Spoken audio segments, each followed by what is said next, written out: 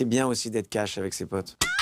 Tu as 20 secondes pour nous donner envie d'aller voir Nous finirons ensemble. On n'a pas les mêmes priorités et on est plus cash qu'avant et ça fait pas toujours plaisir à entendre. C'est compliqué de gérer un casting pareil. Non, c'était beaucoup plus simple sur cette suite. Ils étaient plus matures, plus professionnels que sur le premier. C'était très agréable. L'acteur, actrice qui t'a donné envie de faire ce métier, Patrick Devers. Puisque c'est comme ça, c'est tout de suite qu'on se barre. Allez hop! Ton meilleur souvenir sur le tournage, un des meilleurs souvenirs, c'était la journée de saut en parachute où François était liquéfié de faire ses sauts et ils ont tous été très courageux. C'est une scène qui raconte beaucoup de choses pour moi et à tourner, c'était très agréable. La part autobiographique de Nous finirons ensemble, grosse part en fait. Et c'est le personnage de Max, de François Cluzet, qui à un moment de sa vie a perdu un peu confiance en lui et de sa force et qui pense qu'on l'a abandonné alors que c'est lui qui s'est éloigné de tous. Et je suis passé par là à un moment. Devant ou derrière la caméra, où prends-tu le plus de plaisir? Je pense que c'est derrière. J'ai dans la mise en scène quelque chose où je m'accomplis beaucoup plus, où j'ai plus le plaisir de m'exprimer pleinement en fait. Le film que tu pourrais voir 100 fois, Il était une fois en Amérique.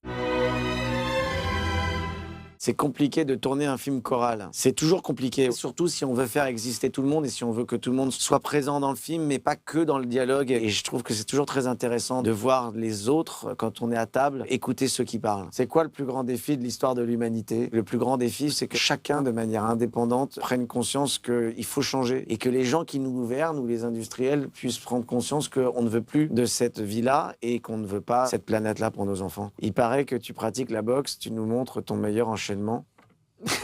C'est énorme. Je vais pas faire de la boxe maintenant. Non.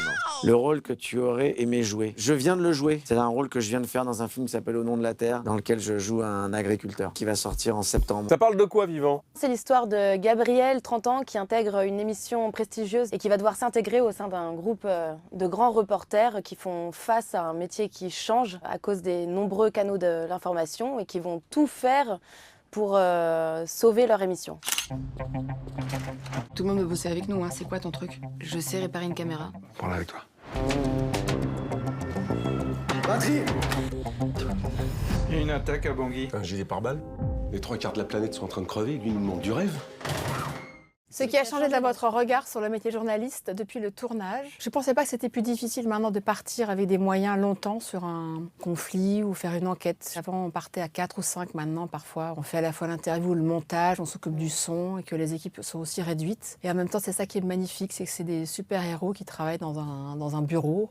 Un moment improbable que vous avez vécu sur ce tournage. Quand on tourne toute la matinée et qu'à la pause déj, Alix vient nous voir et nous dit « Bon, alors finalement, on va tout refaire parce que vraiment, c'était trop nul. » Elle a dit « C'est de ma faute. C'est la seule metteur en Vous scène êtes qui a mauvais, dit. mais c'est de ma faute. Ouais, c'est la seule, ouais, c'est vrai. Parce que je vous ai mis Oui, dans c'est des vrai, endroits t'as du raison. décor qui n'étaient pas les bons. Ouais, c'est vrai. Vous n'êtes pas en contact, on va tous se regrouper et on retourne tout cet après-midi. C'est un moment improbable, mais Ouais. dans l'improbabilité du côté créatif, quoi. C'est-à-dire, moi j'aime bien ça, j'ai apprécié ça. Selon vous, c'est quoi Le pire ennemi de l'information aujourd'hui? Je dirais le fait qu'une information et une image peut faire le tour du monde en une fraction de seconde. Et dans ce lot d'informations passe beaucoup de fake news et ça manque beaucoup d'enquête et d'investigation peut-être aussi.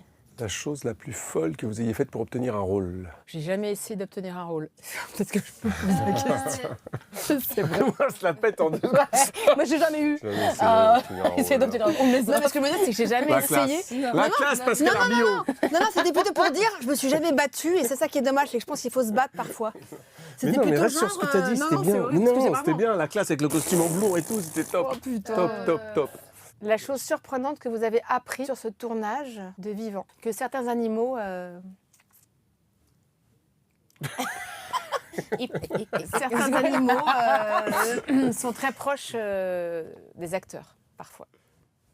On va rester là-dessus. Je ne sais pas si c'est clair. Vous êtes maintenant des journalistes hors pair. Chacun de vous peut poser une vraie question à la personne à côté de lui. C'est de qui ce costume que j'adore en velours? Et ces chaussures-là, de qui elles sont? C'est qui ce designer? J'adore ces talons compensés. Non, je sais en quoi t'es habillée. Vas-y, dis-moi T'es trop. habillée en mob wife. T'es quoi habillée en mob wife. C'est quoi Mob C'est Wife quoi Mob Wife? C'est les femmes de gangsters. Ouais, c'est ça. Ouais, ça va, j'ai compris. Le son pour ambiancer votre rédac en fin de semaine. John Mayamai de Synapson. Ah ouais, trop bien. Oh, c'est tranquille. C'est tranquille, mais autant. C'est une boucle. C'est ambiance. Non, Qui mérite le plus de recevoir le César du meilleur acteur? Damien Bonnard, Adam Driver, Gilles Lelouch, Benoît Magimel, Pio Marmaille, Pierre Ninet ou Vincent Macaigne. Et ça, c'est classe d'avoir Adam Driver, un Américain à côté de nous. Mais j'espère qu'il ne l'aura pas et j'espère que ça sera au moins un Français qui l'aura. Mais c'est quand même chouette si on le croise. On lui demandera un autographe tous.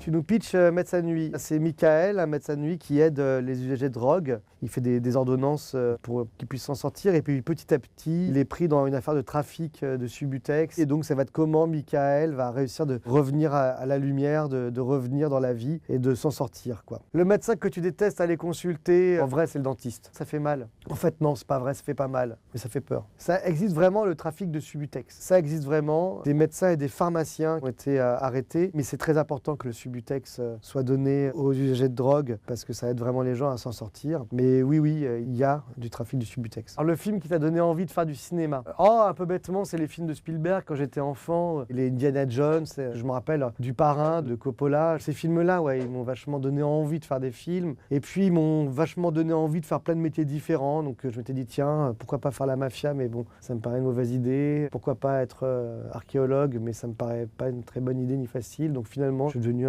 comédien. La chose à ne jamais dire quand on reçoit un prix. Il faut jamais dire je le savais. Ça serait drôle. C'était comment de tourner avec Jean-Pierre Bacri dans Le Sens de la Fête? Ah bah c'était extraordinaire. C'est un acteur qui était génial. Il était très touchant, il était un peu taciturne. Il était complètement impliqué dans son travail, complètement impliqué dans le cinéma et dans le sens du cinéma. C'est un chef de file, comme on dit. Tu te disais quoi plus jeune quand tu regardais les Césars à la télé? Je faisais waouh, quand même, comme votre truc.